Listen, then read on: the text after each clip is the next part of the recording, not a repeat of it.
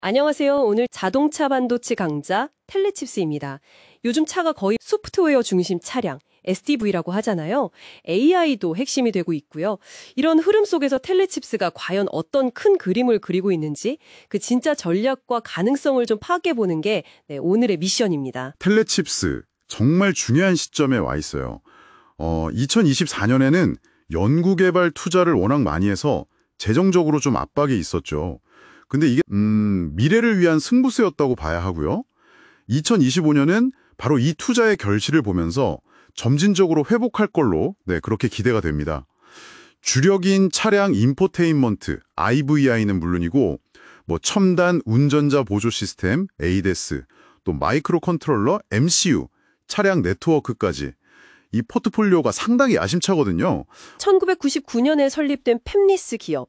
그러니까 반도체 설계만 전문으로 하는 회사죠. 처음에는 MP3 칩 이런 것도 만들다가 2013년쯤 그때 위기를 한번 겪고 아주 과감하게 자동차 반도체 쪽으로 확 틀었어요. 생산은 이제 삼성전자 같은 파운드리에 맡기고요. 이게 진짜 신의 한 수가 된 걸까요? 그 덕분에 지금 국내 자동차 반도체 시장에서 아주 중요한 위치를 잡게 된 거죠.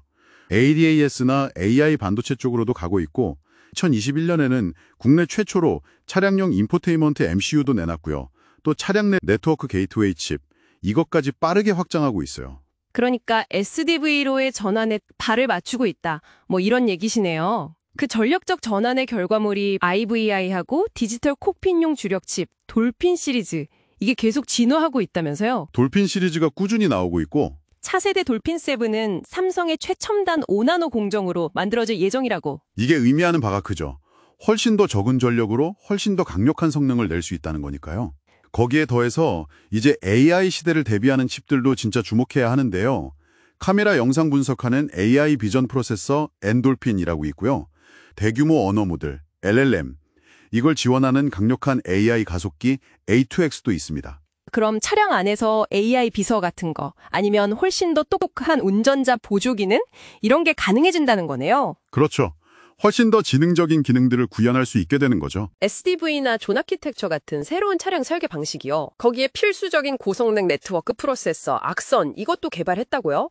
근데 이게 자동차 기능 안전성 최고 등급인 ASIL-D를 지원한다. 이거 무슨 뜻인가요? 차량의 핵심 제어 시스템, 그러니까 아주 민감하고 중요한 부분에도 쓸 수 있을 만큼 신뢰성이 높다는 인증이거든요. 그럼 정말 핵심 부품으로 들어갈 수 있다는 거네요. 그리고 또 여러 칩을 하나로 꺼버린 SIP, 시스템 인 패키지 모듈, 이것도 제공하는데요. 이건 자동차 제조사들이 훨씬 쉽고 빠르게 시스템 개발할 수 있게 도와주는 거죠. 그래서 이 로드맵 전체를 보면 텔레칩스가 단순 칩 공급사를 넘어서고 있다는 게 보여요. AI 역량, A2X, 네트워킹 역량, AX1, 그리고 통합 역량, SIP까지 갖춘 통합 솔루션 제공업체로 진화하고 있다. 이렇게 볼 수 있는 거죠. 복잡해지는 SDV 아키텍처의 핵심 요구사항을 정확히 파악하고 움직이는 겁니다. 그런 기술적 도약을 위해선 파트너십도 중요했을 텐데요. 삼성 파운더리와의 5나노 협력은 기술 경쟁력의 기본이고요. 그 외에도 암은 물론이고 SDV 소프트웨어 강자인 인도의 타타 테크놀로지스, AI 기술 가진 사피온, 메모리 설계 잘하는 오픈에지 테크놀로지, 이런 회사들이랑 광범위하게 협력하고 있어요. 이런 복잡한 기술은 혼자서는 절대 다 못하거든요. 생태계 구축이 필수죠. 근데 이렇게 기술 투자를 하다 보니까 2024년 재무 상황은 좀 안 좋았다고 아까 말씀하셨잖아요. 매출은 줄고 연구개발비는 확 늘고 영업이익이 팍 깎였더라고요. 네, 단기적으로는 좀 힘든 시기였죠. 그럼 2025년에는 반등을 노릴 텐데 어떤 동력이 있을까요? 투자 효과가 이제 나오는 건가요? R&D 투자가 이제 슬슬 결실을 봐야 할 때가 온 거죠. 일단 신제품 효과가 있을 겁니다. 예를 들어 돌핀3 같은 칩이 폭스바겐 같은 글로벌 완성차 업체에 이제 본격적으로 공급될 예정이고요. 그리고 또 하나 정말 중요한 게 고객 다변화입니다. 예전에는 현대차 그룹 의존도가 좀 높았는데 이제는 폭스바겐, 포르쉐, 혼다 이런 해외 고객 비중을 늘리고 있어요.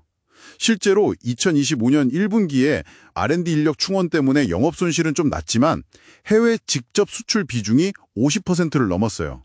그럼 다변화 전략이 먹히고 있다는 신호네요. 그리고 중저가 시장 집중, 미딘 엔트리 아웃. 이것도 좀 눈에 띄네요.